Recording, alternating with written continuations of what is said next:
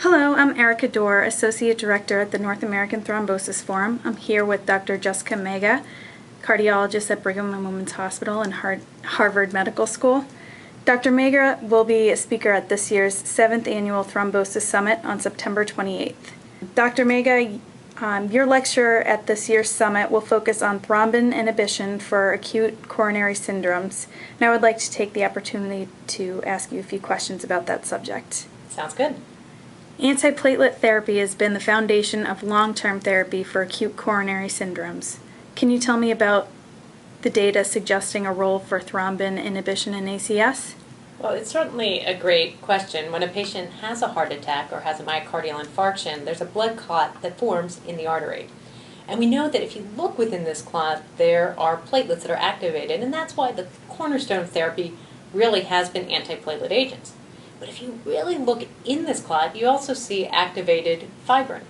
And so the role of anticoagulants in this acute coronary syndrome space has really become an interesting topic.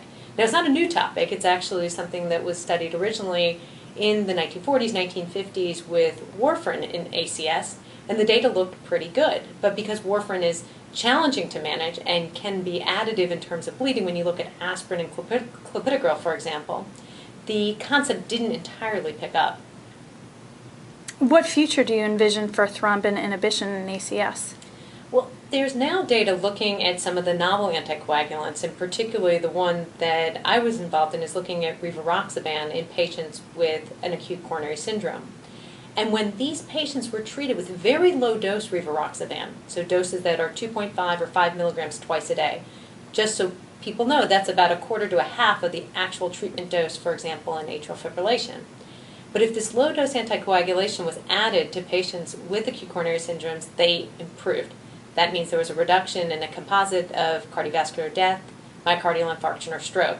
So there's data out there to suggest that these agents may play a role in patients following an acute coronary syndrome. Based on the results of ATLAS, do you expect further research into thrombin inhibition for ACS? Well, it's certainly an exciting area to consider. As I mentioned, this low-dose anticoagulation in patients with a prior ACS seems to be beneficial. And what's really going to be the future is trying to figure out which medicines are right for which patients. And so we now have more potent antiplatelet agents. We have patients who are going to need full-dose anticoagulation because they might have pulmonary embolus or they might have atrial fibrillation, and really trying to figure out the combination. I see that as the place where the research is really going to be booming. So an exciting time, I think, both for cardiologists but also for patients. Great. Well, thank you again for taking the time to speak with me today. We're looking forward to hearing your full lecture at the summit. Excellent. I look forward to being there.